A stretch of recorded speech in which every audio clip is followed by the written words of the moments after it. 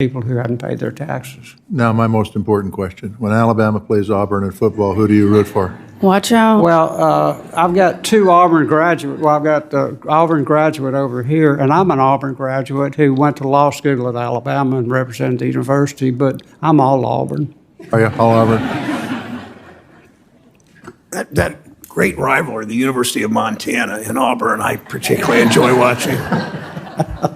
Well, we're just glad to give y'all back Coach Harsin, I'll say that. Senator Rounds. Thank you, Mr. Chairman. Ms. Otska, and if I'm mispronouncing your name, it's the chairman's fault, okay?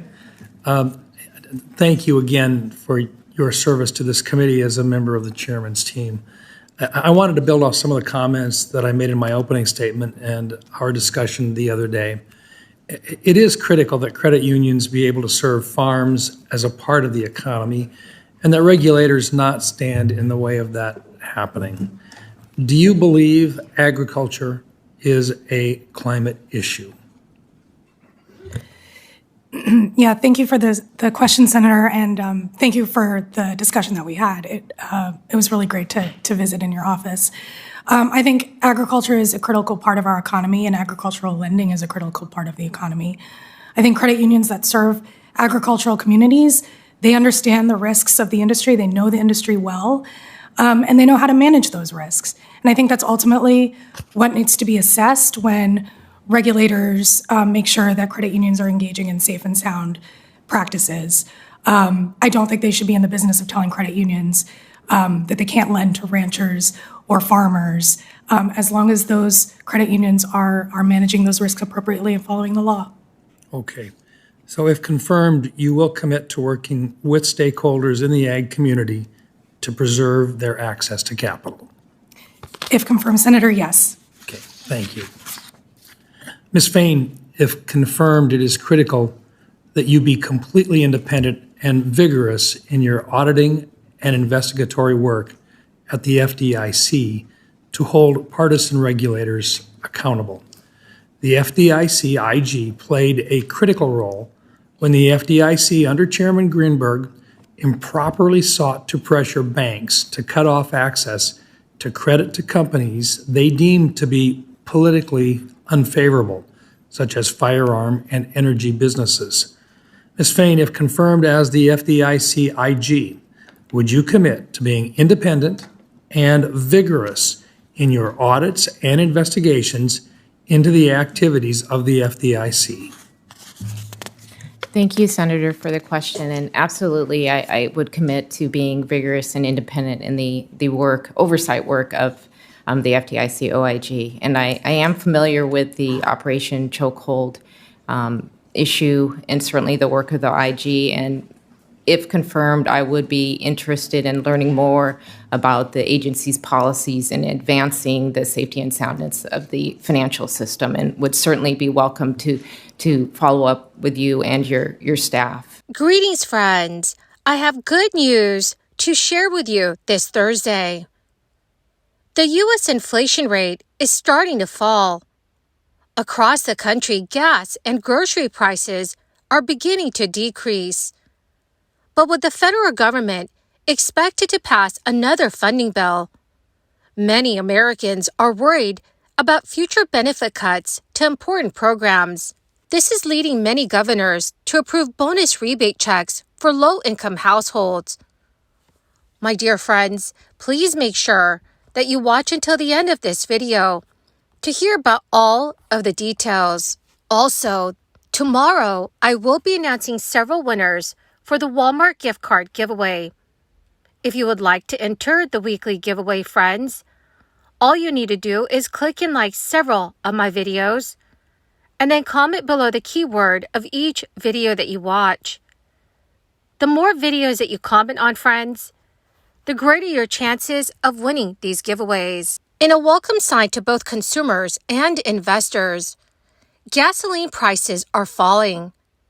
The decline means that consumers are set to save some money at the gas pump, while investors should have one less component of inflation to worry about. The average price for a gallon of gas in the United States dipped to $3.50 on Monday, representing a 9% decline from early September, when the average price was at $3.86. According to GasBuddy, this represents the 5th consecutive week that gas prices have fallen.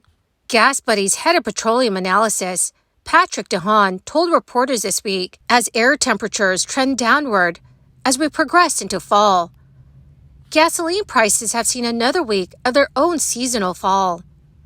The national average is on the cusp of falling to the lowest level since March, something that could happen this week. In addition to seasonal trends, which also include cheaper winter fuel blends, another factor in falling gasoline prices is a resolution to refinery issues that had previously led to some supply crunches over the summer. And gasoline prices could get even cheaper.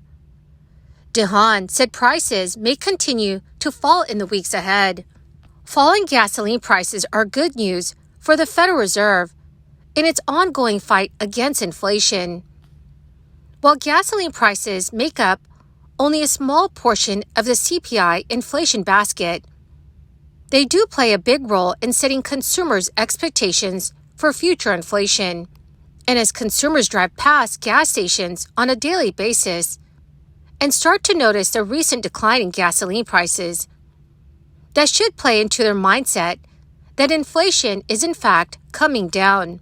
Grocery shoppers felt a slight reprieve this spring, as grocery prices fell after a run of increases dating to September 2020. So far since then, grocery prices have remained relatively steady, and this is according to the Bureau of Labor Statistics. In September, prices inflated by 0.1% compared to August, and they were up 2.4% from September 2022.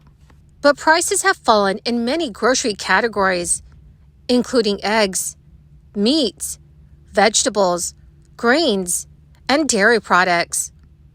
So overall, inflation is cooling after a series of interest rate hikes by the Fed.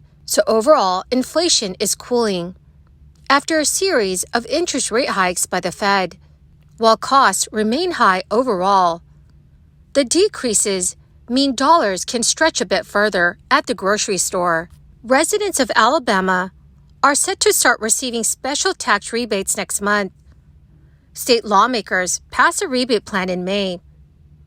The plan calls for $150 rebates for single individuals and $300 for married couples with no caps based on income. The one-time rebates are expected to go to approximately 1.9 million state residents. Governor Kay Ivey said in a press release announcing her signing of the bill, "Thanks to the work of the Alabama legislature, we continue making these wise investments while paying down debts and returning the working people of Alabama's money back to them through tax rebates."